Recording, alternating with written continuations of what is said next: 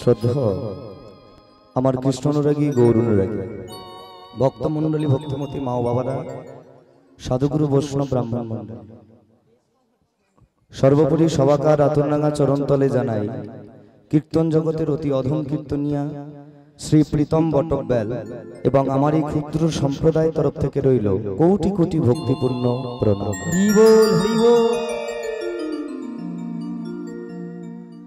তাহার পর জানাই আমার কীর্তন জগতের গুরুদেব শ্রীমান অখিল চন্দ্র বাগ মহাশয় সর্বোপরি সকল কীর্তন গুরুবর্গের চরণে অনন্ত কোটি দণ্ডবাদ। আস্তে একটু এবার কথা কম হবে, কেমন? হরিবাসরে বসে এত কথা বলতেন। একটা কথা জেনে রাখবেন, হরিবাসরটাকে তো চিংড়ি মাছের বাজার করে ফেলতে হবে না, এটা একটা সৎসঙ্গের জায়গা বাবা, এটাকে সেইভাবেই রাখতে হবে। হরি বল, মন দিয়ে শোনো। তাহার পর বলি, এই হরিবাসর কমিটির সকল ভক্তবৃন্দ, দাদা এবং ভাই এবং বাবুদের কথা, যারা আজকে বাবা অক্লান্ত পরিশ্রম করে আজকে একটা বিশেষ দিনে, আচ্ছা আজকে দিনটা কি? শিবরাত্রি বা শিব চতুর্দশী, তাই না? হরি হরি বল। তো সেই পরম বৈষ্ণব ভোলানাথের এবং হরগৌরীর ভোলানাথের হরগৌরীর আজকে আরাধনা উপলক্ষে আজকে এত সুন্দর একটা হরিনাম মহাযজ্ঞের আয়োজন করেছেন, তা সত্যি খুব ভালো লাগছে।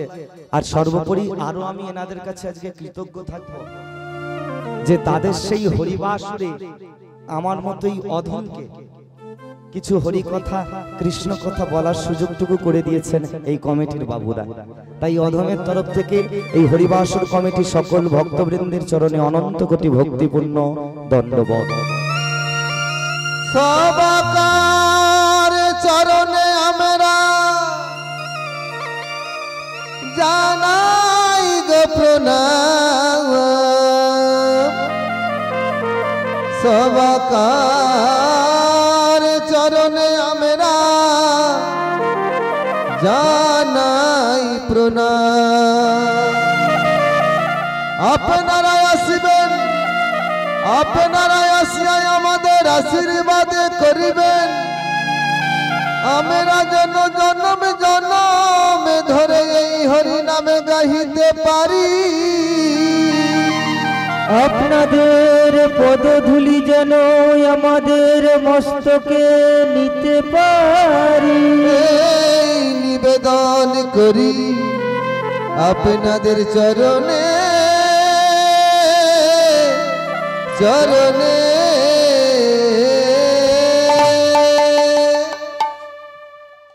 শতশেষে আমরা জানাই প্রেমময়ী রাধারানীর চরণে অনন্ত কোটি দণ্ডবাদ। তো বাবা ঠাকুর চলুন, আর একদম সময় নষ্ট করব না। সর্বোপরি রাধারানীর চরণধূলি মস্তকে শিরোধার্য করে পাথেয় করে আজকের আমরা শুরু করব গৌর গোবিন্দের লীলা রসামৃত সিন্ধু।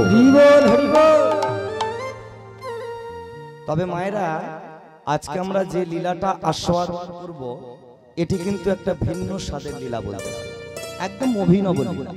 শ্রীমদ্ ভাগবত থেকে এটি সংগ্রহ করা হয়েছে।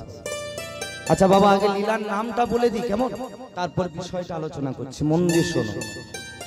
আজ লীলার নাম হলো ভগবান শ্রীকৃষ্ণের রুক্মিণী হরণ।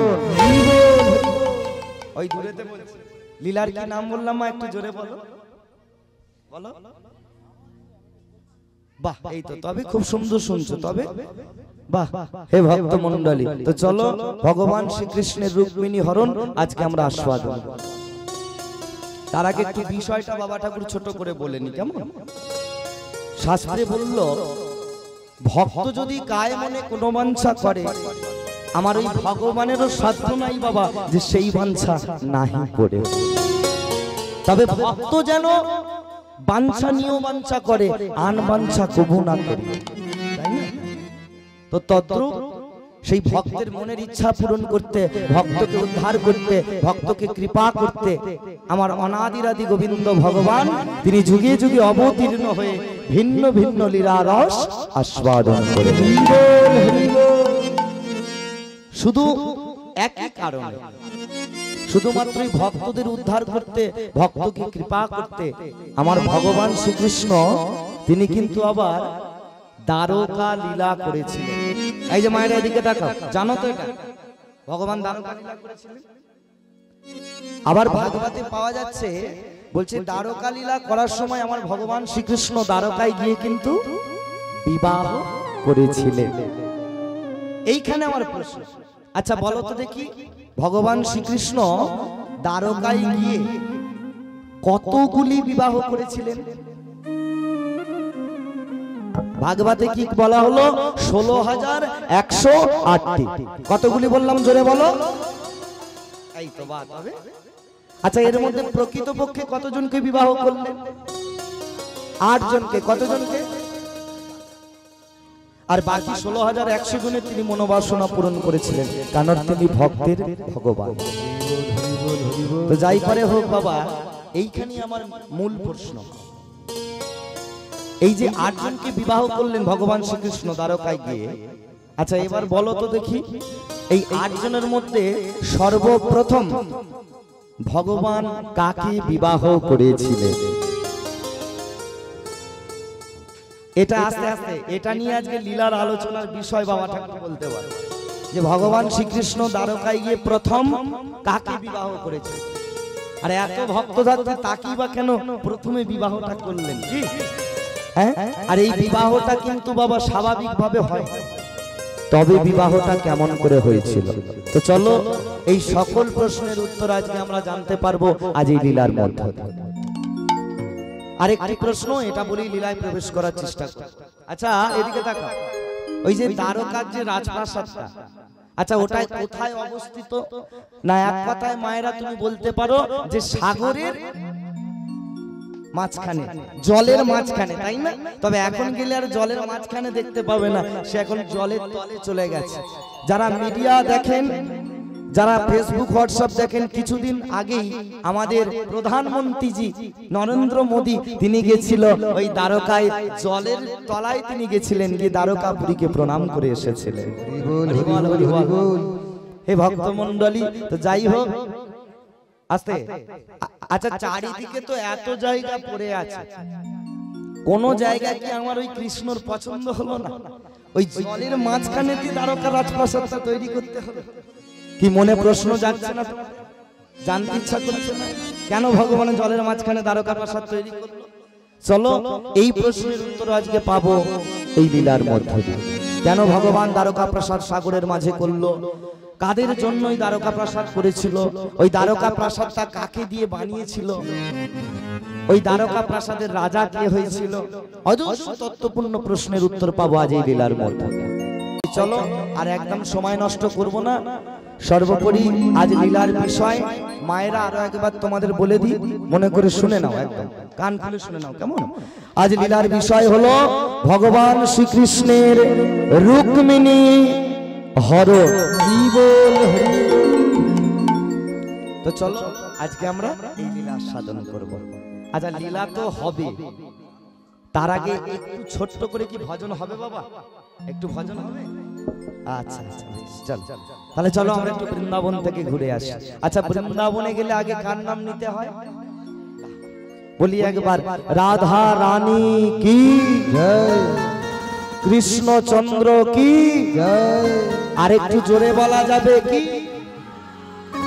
হ্যাঁ বলি একবার, নিতাই চাঁদ কি। আগের থেকে একটু বাড়লো তো নাকি? হ্যাঁ একটু বেড়েছে বেড়েছে। আর একটু জোরে হবে?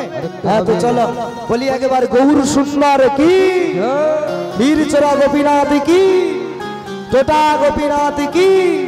যাদের যাদের ভালো লাগছে না তারা কি?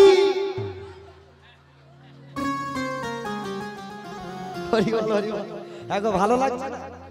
ভালো লাগছে, ওই বললাম মাঝে মাঝে দেখবো মনটা কোথায় আছে।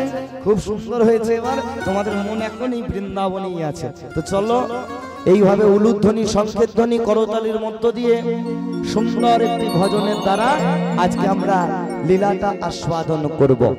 মায়েরা সময় সময় করতালি করবেন, কেমন? চলো। মেরে মন মে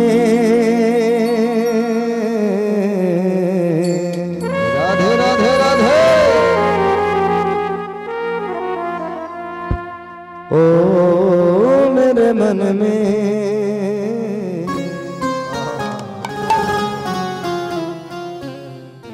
मेरे मन में राधे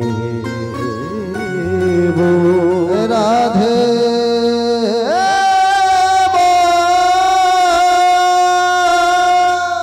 अच्छा सबाई मिले ताली दीते दीते गाइबो केमन चलो शुरू करा जाक मेरे मन में राधे बोल राधे मेरे मन में राधे बोल सबाई मिले एक्शन मेरे मन में राधे बोल मेरे मन में राधे राधे बोल राधे राधे मन में राधे बोल मेरे मन में राधे बोल मेरे तन में राधे बोल राधा नाम की जप के चलो रे वृंदावन राधा नाम के जप के चल रे वृंदावन এই যে মায়েরা কি বললো রাধা নাম কি জপকে চলো রে বৃন্দাবন তাহলে বৃন্দাবনে গেলে রাধা নাম জপতে যেতে হবে আচ্ছা রাধা নাম না জপলে কি বৃন্দাবনে যাওয়া যাবে না কেন রাধা নাম জপতে বলা হলো এক কথায় তুমি বলবে শরীরে জোশ পাওয়ার জন্য আর তাড়াতাড়ি রাধা রানীর কৃপা পাওয়ার জন্য তাই তো যেমন তোমাদের একটা ভালো প্রমাণ দিয়ে দিচ্ছি তোমরা যখন ওই শ্রাবণ মাসে তারকেশ্বরে যাও তারকেশ্বরে কে কে যাও দেখি হাত তোলো দেখি বাহ বাহ বাহ হরি হরি বল ওই তারকেশ্বরে যাওয়ার সময় গো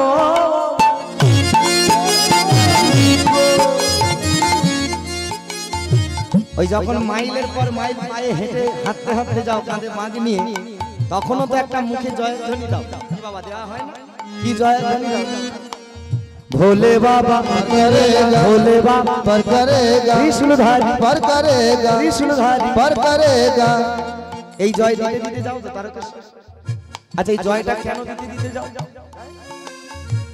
ওই বাবার কাছে যাওয়ার সময়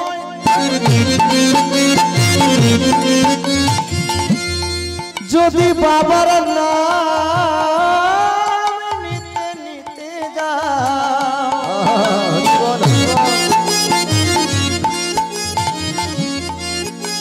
বাবা যত বাবার নাম যদি নিতে যাও নাম গাইতে গাইতে যদি যাওয়া হয় যতই তোমরা মাইলের পর মাইল পায়ে হেঁটে যাও তোমাদের ওই পায়েতে কোনো ব্যথা লাগবে না গো আচ্ছা যখন বাবার কাছে যাও হাঁটতে হাঁটতে পায়ে ব্যথা বলে মনে হয় কষ্ট বলে মনে হয় তাই পায়ে কোনো ব্যথা লাগবে না গো আর কি উপকার হয় তরা করি পার করবে ভোলে বাবা হলুদ ধনি তাই গৌর হরি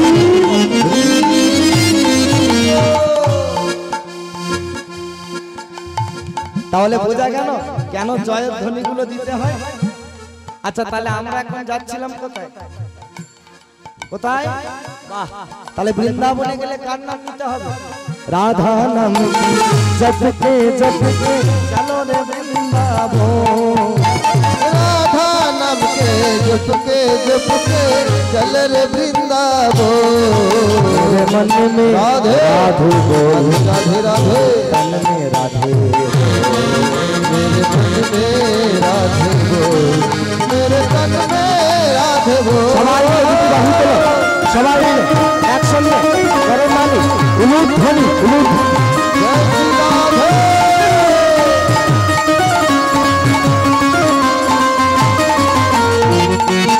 তাই গৌর হরি হরি হরি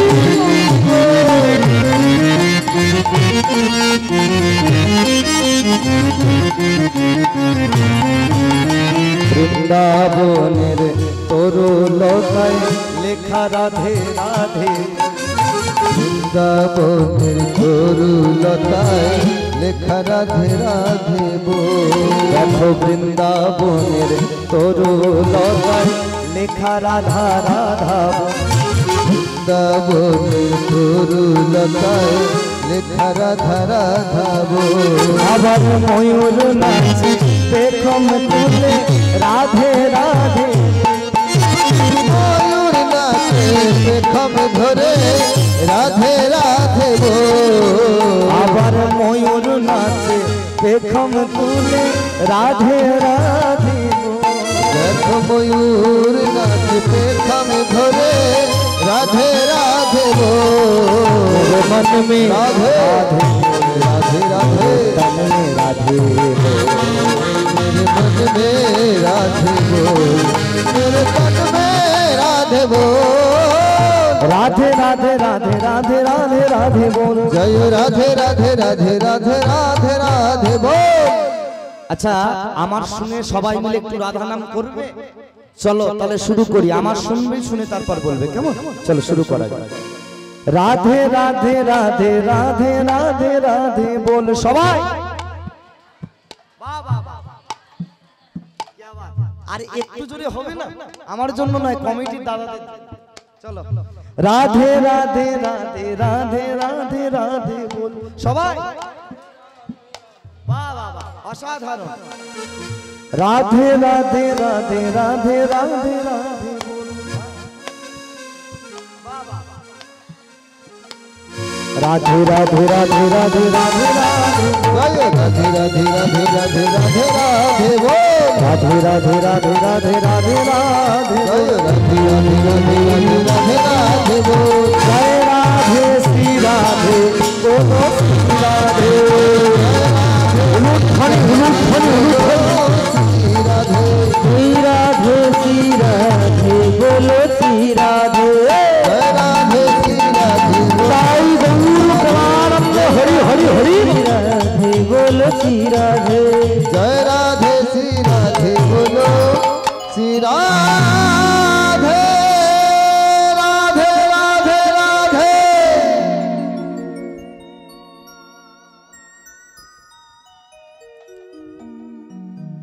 একটা ছোট্ট 5 বছরের মেয়ে, সে প্রত্যেক দিন কি করে, ওই কাদা মাটি দিয়ে একটা করে মাটির পুতুল তৈরি করে। আস্তে এতক্ষণ ভজন হয়েছে, আনন্দ পেয়েছো তো? এবার লীলার শুরুটা কোথা থেকে হচ্ছে একটু মন দিয়ে শুনবে, কেমন? লীলার শুরু না শুনলে মা শেষটা বুঝতে পারবে না, বুঝা গেল? আর একটাও কেউ কথা বলো না, হরিবাসরে বসে এইভাবে ডিস্টার্ব হয়, তাতে মন দিয়ে শোনো, দেখো কত সুন্দর লীলাটা।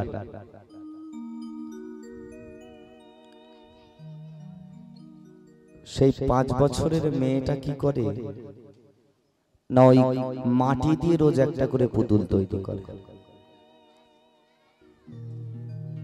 মাটি দিয়ে পুতুলটাকে তৈরি করে কখনো কখনো ওই পুতুলটাকে জড়িয়ে ধরে তার সঙ্গে কি সব বিড়বিড় করে কথা বলে। আবার কখনো কখনো ওই পুতুলটাকে জড়িয়ে ধরে চোখের জলে হাও হাও করে কাঁদে। মেয়েটা ঠিকঠাক ভাবে খায় না, ঘুমায় না,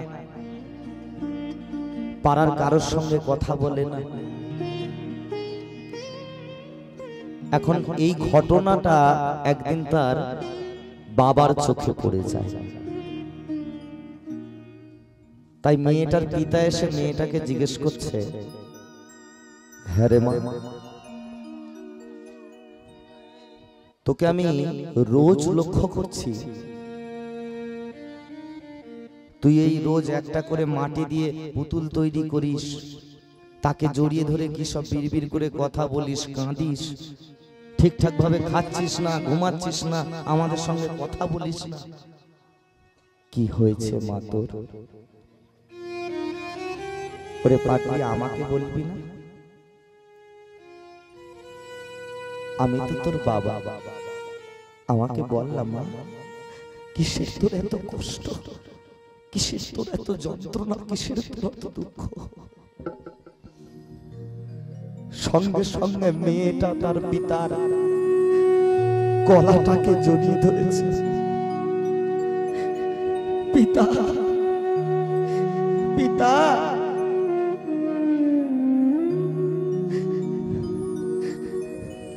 যবে থেকে আমার একটু জ্ঞান হয়েছে তবে থেকে আমি তো তোমার কাছ থেকেই শুনে আসছি যে এটা মাটির মূর্তি হোক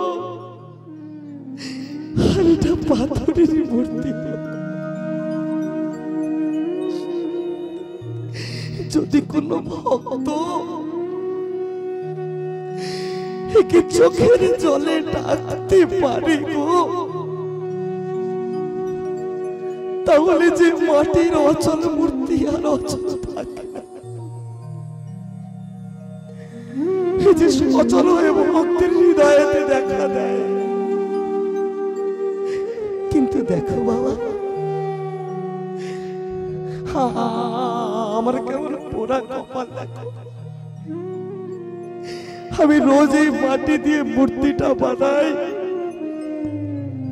আর এই মূর্তিটাকে আমি আমার কৃষ্ণ ভগবান মনে করি বাবা, ওকে আমি কৃষ্ণ ভগবান মনে করে ওকে যে আমার নিজের ব্যথার কথা বলি বাবা, ওকে যে আমি আমার নিজের যন্ত্রণার কথা বলি বাবা, ওকে যে আমার দুঃখের কথাগুলো বলি, কিন্তু দেখো বাবা, ও যে আমার ডাকতে সাড়া দেয় না গো। দিবানিশি চোখের জলে আমার ডাকে সাড়া দেয়, ডাকি গো তোমারে, বলো না বাবা, বলো বলো বলো প্রভু, কেন আমার সঙ্গে কথা কেন বলো, দর্শন দাও না আমারে গো, কেন আমার ডাকে সাড়া দেয় না বাবা, দর্শন দাও না আমারে।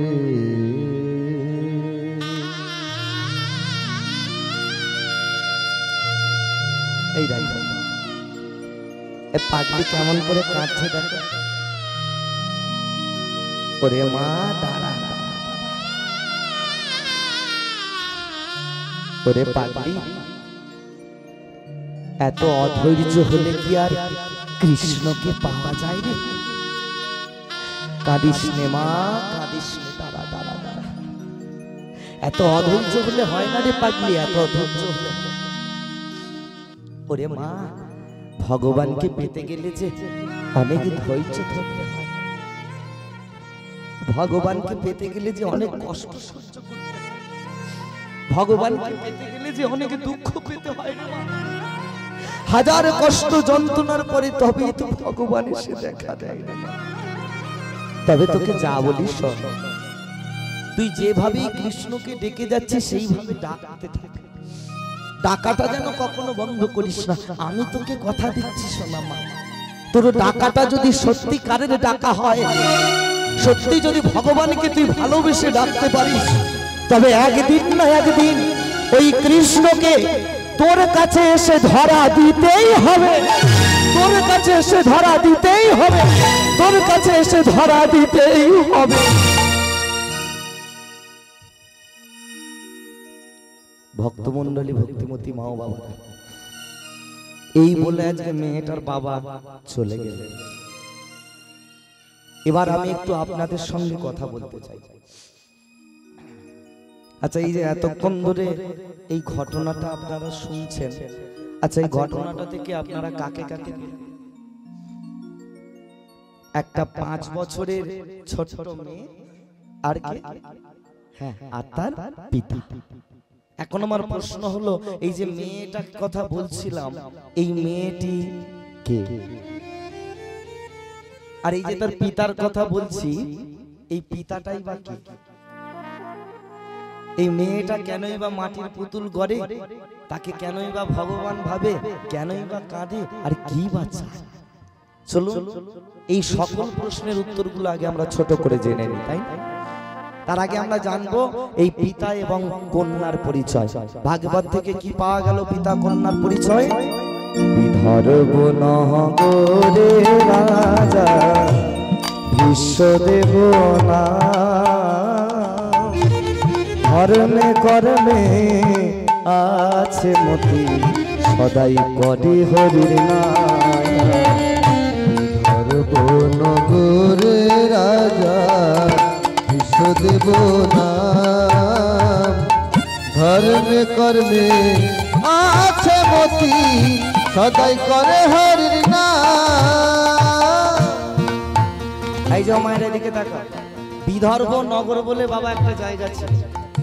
সেই বিদর্ভ নগরে একটা রাজা ছিল যার নাম হলো ভীষ্মদেব রাজা। কি নাম? আচ্ছা বাবা ঠাকুররা আপনারা বলুন তো, একটা রাজার কি কাজ হওয়া উচিত? রাজত্বটাকে ঠিকঠাক ভাবে পরিচালনা করা, কি তাই তো? রাজত্বটাকে দেখাশোনা করা। কিন্তু এই ভীষ্মদেব রাজা এসব করে, ভীষ্মদেব রাজা এসব করেন। রাজত্বকে ছেড়ে দিয়ে কি করে? ধর্মে কর্মে আছে মতি সদাই করে হরির নাম।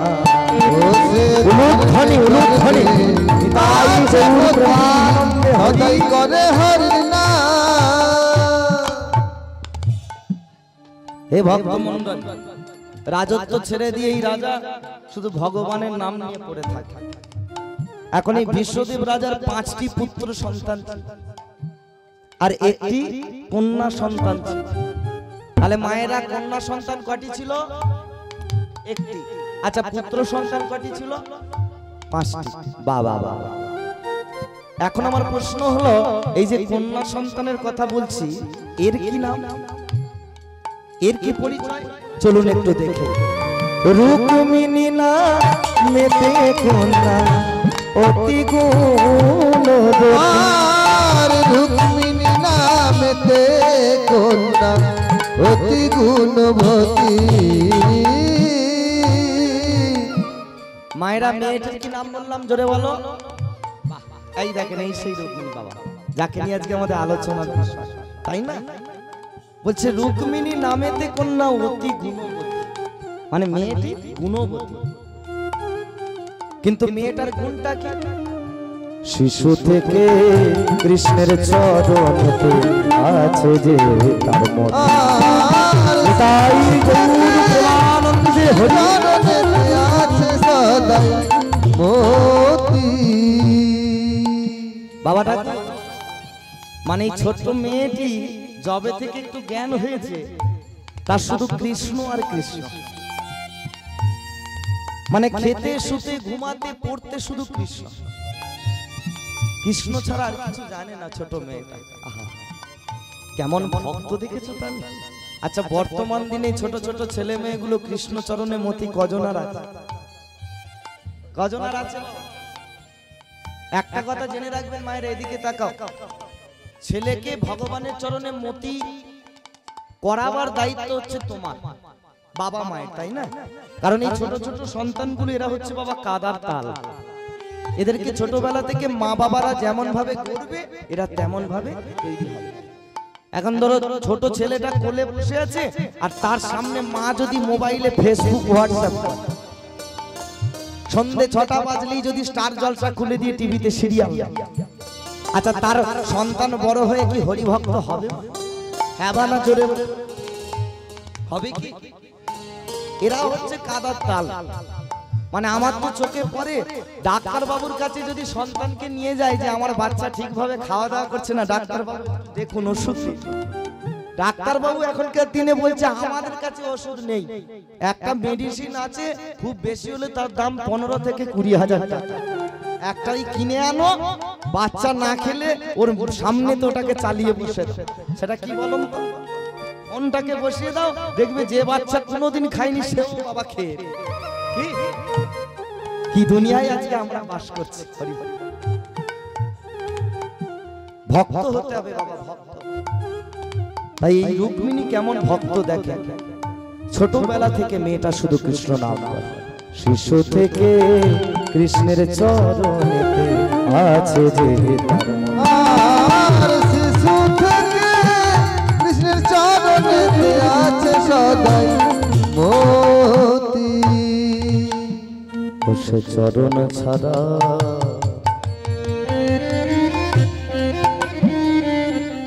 চরণ ছাড়া কিছু জানি না। নানা চরণ ছাড়া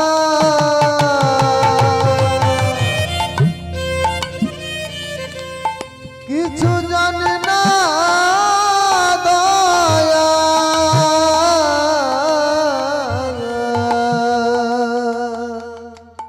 চরণ ছাড়া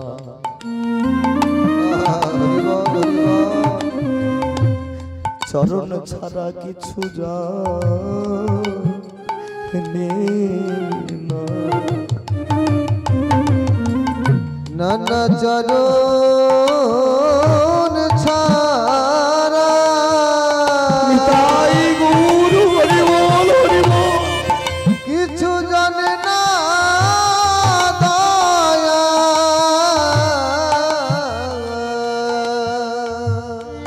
মাগো ছোট্ট মেয়ে হয়ে ভগবানকে কত ভালোবাসা রেখেছে।